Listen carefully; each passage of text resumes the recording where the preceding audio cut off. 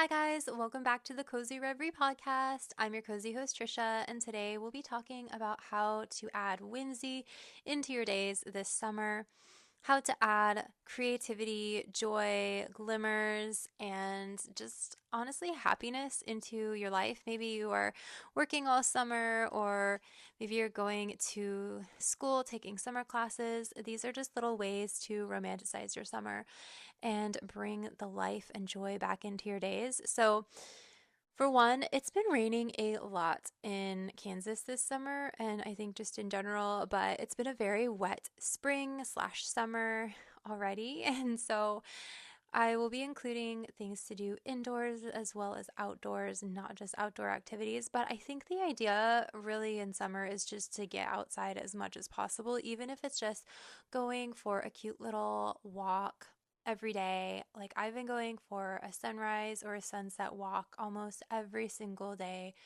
this summer and starting mid spring. And I've gotten my steps way up. I'm feeling a lot more mentally clear, a lot more just level headed, and there's so many benefits to walking, but even just getting outside and doing gardening projects, or if you have a pool or if you go to the pool, definitely spending time in the water or near water or lakes. Just getting outside as much as possible is kind of the best way to romanticize summer. Another way you could do that is going for a picnic. So I haven't gone for one yet. I've tried a couple times to plan one, but usually I get too busy or plans fall through. But hopefully for my birthday, I'm going to go out and have like a summer picnic and just get a blanket and a basket and a few treats and make it really cute, take some pictures. Maybe wear a cute little dress and some sandals and dress up a little bit, do my hair, curl my hair, and just look really pretty, feel really pretty, be outside in the sun, and enjoy some nice snacks. That is something I'm really looking forward to doing this summer. Another thing you could do, and this brings the nature inside, is just getting some flowers from Trader Joe's or from your farmer's market and putting it in the kitchen window or in a window in your home. And I just love having it near a window because the light filters through those plants and just makes the colors really vibrant and really shiny and really fun to look at.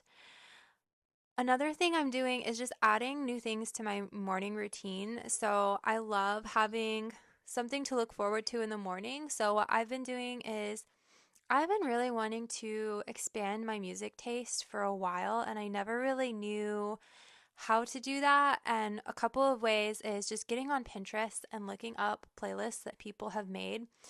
I don't really know how I stumbled across this, but I have a whole board titled music, and it has hundreds of playlists that people have made, and some of them have honestly changed my life. Just like I've discovered so many cool artists through some of these playlists, and I've added them to my Spotify, and I just listen to them over and over, and they're so cool. It exposes me to so many new types of music. So I've been doing that in the mornings. I've also just been listening to a new album every day of the week, Monday through Friday, using this website called the, the 1001 Album Generator, and it's based off of a book called 1001 Albums You Need to Listen to Before You Die.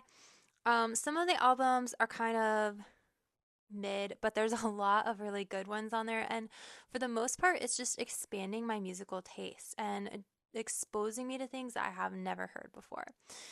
You could also add other things to your morning routine, like making a fun morning drink, like a matcha or coffee, or if you already do that, just kind of leveling it up a little bit. Like I've been adding salt to my coffee. It cuts the acidity and it just kind of makes it a little more smooth. And then I add my creamer. So it's like a salted vanilla latte or a salted caramel latte, depending on what kind of creamer I'm using for that day. Or if you don't have like a matcha whisk, you could get a matcha whisk and like make your own little matchas in the morning and make it a little ritual. Also, adding in movement in the morning is really important. Adding movement any time of the day that you can get it, but I love to move my body in the morning, especially going for those morning walks or doing like a little morning workout or yoga. I love the days that I teach yoga. I only teach twice a week now, but I'm teaching a 5:30 a.m. yoga class, and I cannot imagine my life without it. Just waking up at 4 in the morning, getting ready for my class, showing up and moving my body for an hour and listening to good music and having good company. It's just so cool. Another thing you could do is just go to those workout classes instead of, if you're someone who works out at home or you just go to the gym alone, joining workout classes is a really good way to build community, make friends, and try different types of movement that maybe you haven't tried before. Like, there's so many different types of classes at our local YMCA. There's bar class, there's weights, there's yoga, Pilates, swim classes, all sorts of classes that you can try.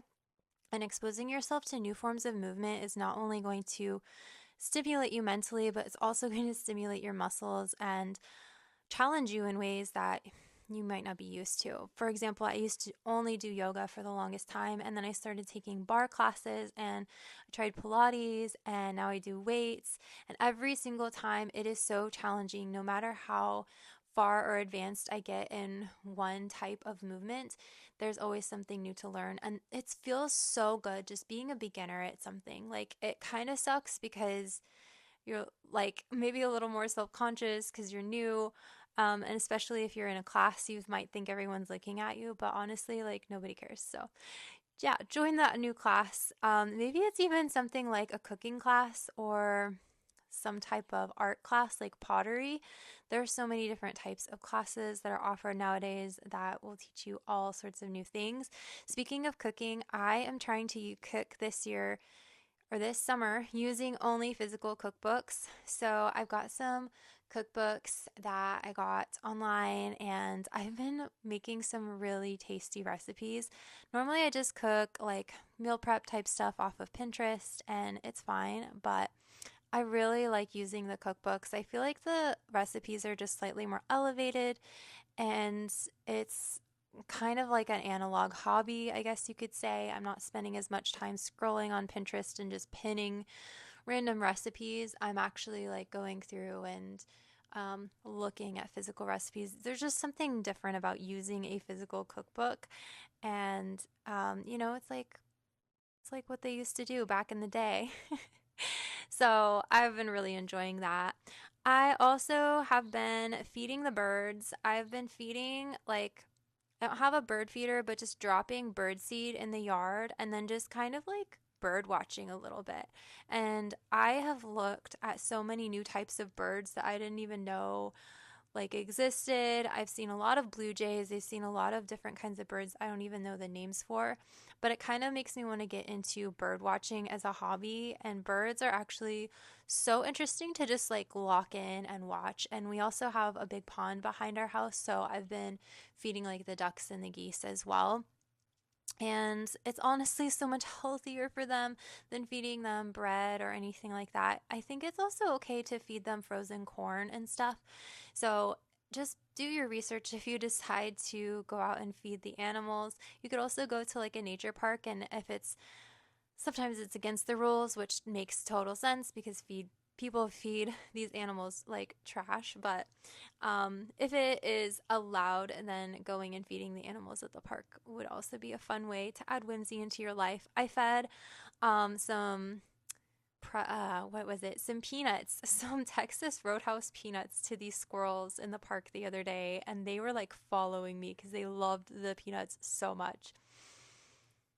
Next on my list, I have planting an herb garden and painting little designs on the pots. That's something I did in the spring, which is typically more of a spring activity, but it's not too late to start an herb garden.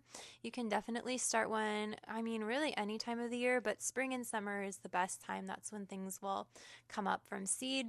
So I painted these little terracotta pots, and I used little stencils to paint like designs of bugs and suns and dragonflies and bees and stuff. And it's really cute. I just made them all different colors, and I put little herbs in them because I use the herbs a lot when I cook, but they are so expensive to get from the grocery store, especially if you're barely getting anything and you're paying like $3, like $2 to $3 every time. And it's just like, well, I'm getting this every single week. And it just kind of adds up for what it is. It just seems very expensive. So I prefer to have herbs growing in my kitchen on my own or on my front porch. Another thing you could do, which I haven't tried this year, but I've done in the past, is making a sun tea. So it's essentially just putting all of the ingredients together in some water and leaving it in the sun in like a glass jar, and then the sun heats it and creates a tea out of it. Lots of inspo on Pinterest for this, and it will break down the recipes and exactly how to do it better than me. But that's something you could do. You could even forage for herbs. I used to do it with like clover and like honey, I think, and just make like a clover tea. And it's really a very subtle taste, but it's very nice. Another thing you could do is work on some air dry clay projects.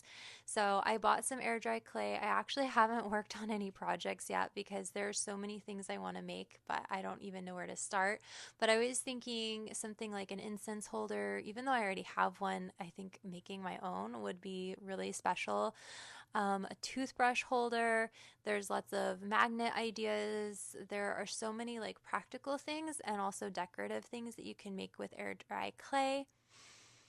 Another thing you could do is learn an instrument. I've had this ukulele for about 3 years now, and while I played it for the first maybe 6 months, I have not really picked it up recently, but I never want to get rid of it. Sometimes I think, wow, I should just get rid of it. I haven't played it in so long, but I feel really attached to it, and I kind of like, it's not that I don't want to play it, I just don't really have the time. But now that it's summertime and it's a magical time of whimsy, maybe it's time to pick that instrument up and play it. I do love music. Music is such a big passion for me, and just learning an instrument can be so challenging, which makes it a really satisfying hobby.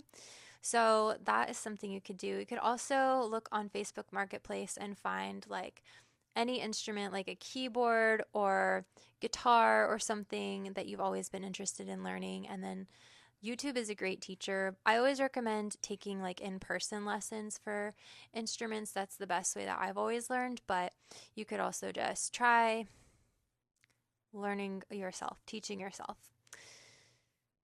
Another thing that I wrote down is just relying on your own creativity versus AI, or at least drawing inspiration from other content creators on Pinterest, Lemonade, TikTok, or YouTube. If you are like a content creator or anything, just relying a little bit less on AI. I hate how much I used to use it, and I'm like so ashamed of that and embarrassed, but I barely use AI. I use Claude occasionally for just questions that don't make sense to ask Google, even though Google's all AI now anyway. But I very, very seldom use AI compared to how much I was using it in the past. And it's honestly just, I'm not a fan, not a fan. Another thing that I have on here is just collecting vintage records. So if you have a record player, this would make more sense, but I have a record player. I've had one for a couple years now, and one of my favorite things to do and easiest ways to grow my collection is going to like used bookstores. And there's one in particular that has all these used records for like $5 or less. And I found some really good artists that way. Like I found a really good old Joan Baez for maybe $5, and some Judy Collins, and it kind of got me really hooked on this specific genre of like female singer-songwriters from the 60s, early 70s. And that's not something, it's, I guess it is kind of something I've always been interested in, but it's not something I really actualized until I just like went to the thrift store or the bookstore and found these albums. And I was like, oh, they're like dirt cheap. It's costs nothing to buy them. I might as well take a risk, even if I don't like the music. And I will say some of the albums I've got, I don't love, but most of them I have found a lot of magic in listening to. Another thing you can do is start a personal curriculum. So this has been trending. It was really trendy like last year, and I've seen some content creators keep up on it. But I wonder if everyone's just like so into their personal curriculum that they're too busy to post about it. I don't know. Personal curriculum is essentially just homeschooling yourself. It's basically choosing a few subjects that you're interested in and gathering materials to research those subjects, and then maybe even giving yourself a little project like writing an essay or coming out with some sort of video essay or something that comes out of your learnings. I have created personal curriculums for myself multiple times, and I've only followed through with them once back in the fall. This spring, I was honestly just so busy with work to the point where I had no time because I just had no time. But this summer, I might have a little more time, and I am interested in a few things, but I don't want to overload myself because I actually want to give myself time to live my life and just enjoy things and go with the flow. I think that's the biggest piece of whimsy is just letting go of control. Like coming up with all these ideas is great, and you can write them down as a bucket list and kind of a guide, but I think the biggest piece of whimsy in summer is just letting go of control and going with the flow and allowing yourself to experience life without pressure. Welcome curiosity. Just get curious about the things you've always wondered about and go down those little rabbit holes and find yourself completely immersed in things throughout the summer. That is the ultimate source of whimsy. Thank you guys so much for listening to this episode. I hope you enjoyed it. If you did, give me a like, comment, and subscribe for more content. If you're listening on Spotify, please rate the podcast, and I will chat with you very soon. Bye.